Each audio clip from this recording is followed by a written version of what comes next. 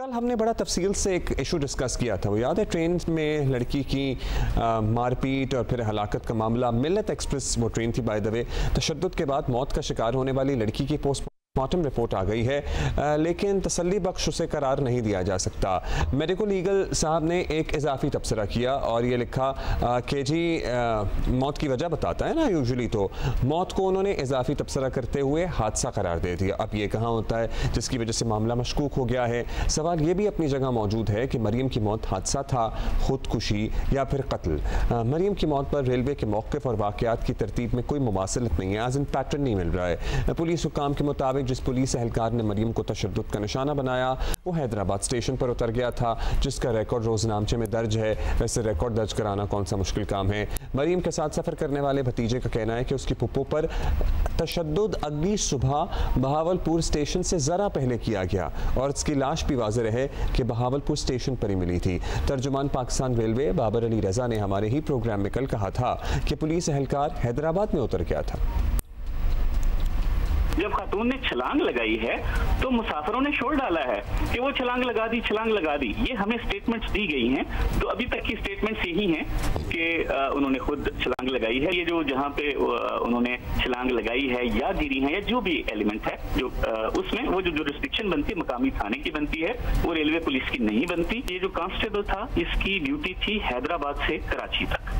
इसकी हमने सीडीआर निकलवाई है। सीडीआर में इसका हैदराबाद और कराची में ही पाया जाना साबित होता है। 7 और 8 तारीख को 7:25 पे 7 तारीख को हैदराबाद में असला जमा करवाते हुए न सिर्फ उन्होंने देखा है स्टेशन के अमले ने, बल्कि इसका रजिस्टर में भी रिकॉर्ड मौजूद है कि हैदराबाद में उतर गया था। मकतूब नतीजा क्लियरली ये कह रहा है कि बहावलपुर पहुंचने से पहले तशद्दुद का वाक़या हुआ।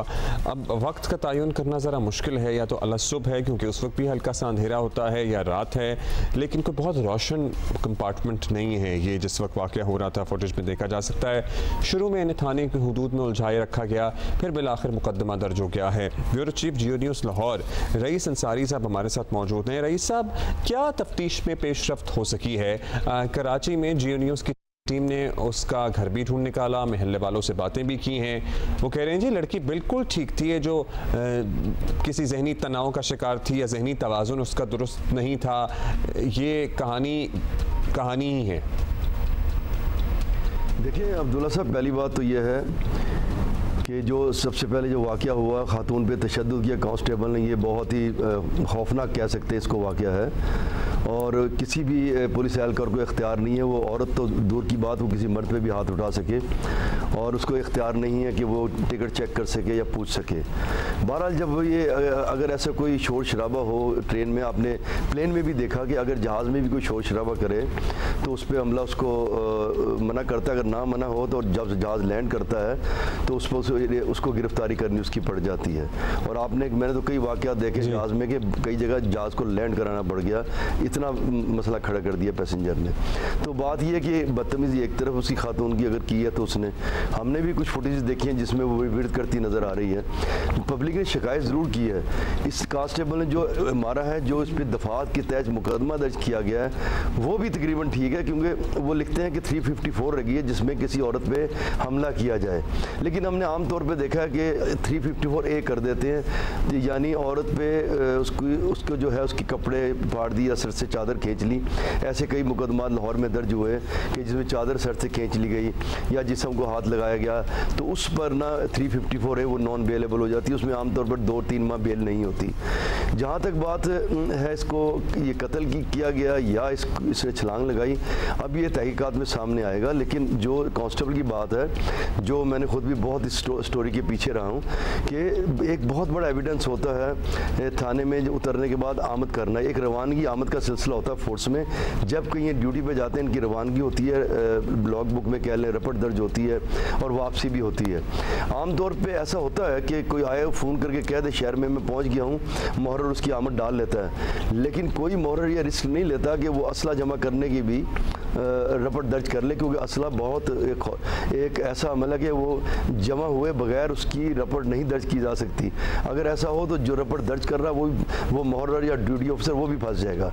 इसलिए और दूसरी जो जिस तरह एविडेंस देखी जाती हैं उसमें ये एविडेंस है कि जो उसकी कॉल रिकॉर्ड है, जो फ़ोन उसके ज़ेर इस्तेमाल था उसकी वालदा का नाम था, जो उस फ़ोन ज़ेर इस्तेमाल था, मैं ये नहीं कह रहा कि कांस्टेबल ही यूज़ कर रहा था, कि जो बताया जा रहा है उसके ज़ेर इस्तेमाल है वो हैदराबाद से कराची, उसमें 19 कॉल और SMS हैं जो हैदराबाद और कराची के दरमियान है, उससे बाहर नहीं है।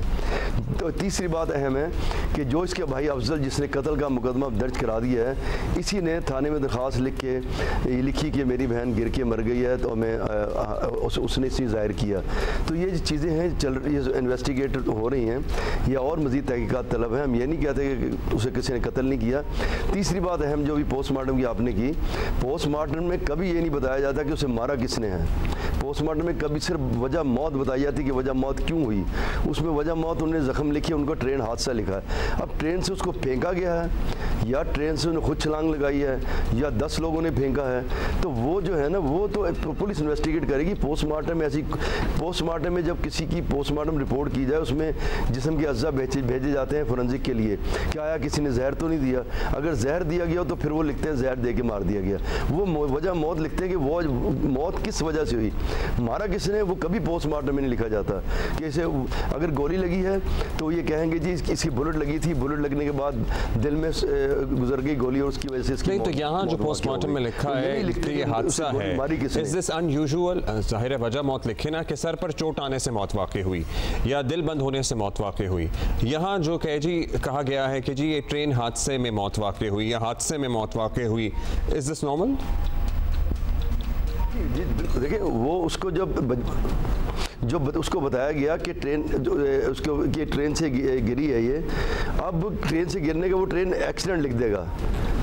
अब अगर उसे गोली लगी थी वो लिख देता इसको गोली लगी है गोली, लेकिन उसने ट्रेन एक्सीडेंट नहीं लिखना। उसमें उसे अगर लिखा जाता उसको पुलिस लिख के भेजती कि इसे गिराया गया, वो लिख देता कि इसे पुलिस के मुताबिक इसे गिराया गया, इसकी मौत ये ज़ख्म लगे और उसकी बॉडी क्रश होगी। उसमें लिखा है बॉडी क्रश होगी, उसकी वजह से इसकी मौत हो गई।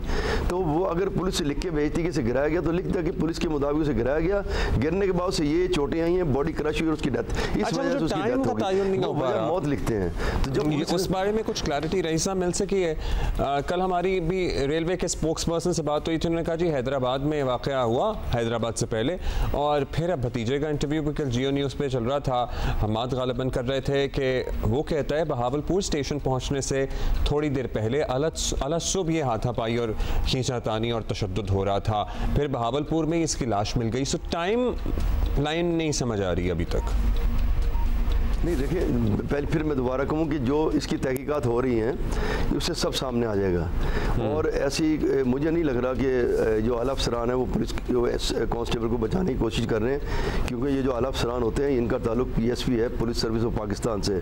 उन्हें जब उन पर बात उन पर पड़ रही हो ना, वो इनको नहीं देखते हुए कांस्टेबल हो, ASI, सब इंस्पेक्टर, इनको ज़बा कर देते हैं। वो उन्होंने कभी भी नहीं बचाना क्योंकि उनके ऊपर पड़ रही है, उन्होंने कभी इसको नहीं बचाना। लेकिन मैं भी खुद भी क्राइम रिपोर्टिंग करता रहा हूँ, इस स्टोरी को लेके चल रहा हूँ। उसकी अभी तक जो एविडेंस है ना, ये ऐसी अभी तक जो एविडेंस सामने आई है उसमें ना उस बोगी से वो खातून बाहर गई है, उसी बोगी में रही है, और ना ही वो उसमें ये अभी तक कुछ एविडेंस सामने है कि वो कांस्टेबल वहाँ तक ट्रैवल कर गया। मैंने आपको पहले कहा कि पुलिस में रवाना होने का और आमद करने का बड़ा एक सिलसिला होता है, क्योंकि इसकी ड्यूटी हैदराबाद से सक्कर के लिए दूसरी पुलिस चढ़ी है। अब FIR देखें, FIR में उसने कहा कि एक वो कांस्टेबल अमीर हुसैन और 2 नामालूम एहलकार, वो तो 3 तो ड्यूटी पर ही नहीं थे। पुलिस की जो ड्यूटी वो 2 लोगों की थी, एक हेड कांस्टेबल और एक तशद्दुद करने वाले इस कांस्टेबल की, तो तीसरा तो एविडेंस भी वहाँ नहीं है, किसी की ड्यूटी नहीं थी। तो इसलिए मैं आपको एक बात बताता चलूँ कि वो पहले बच्चों ने बात की वो और थी, और अब जो बच्चों ने बाद में उनके बयान देखे उनमें बड़े जंप आते हैं। लेकिन फिर भी मैं ये नहीं कह रहा कि उसे मारा नहीं गया, हो सकता है उसे मारा गया हो, लेकिन जो ये तहकीकात होगी उसके सामने आएगी।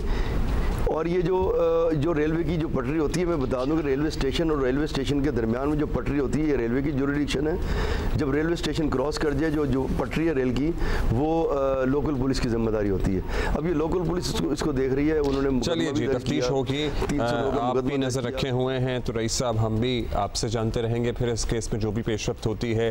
Thank you for updating us, for being with us this morning again. अभी हम आगे बढ़ेंगे।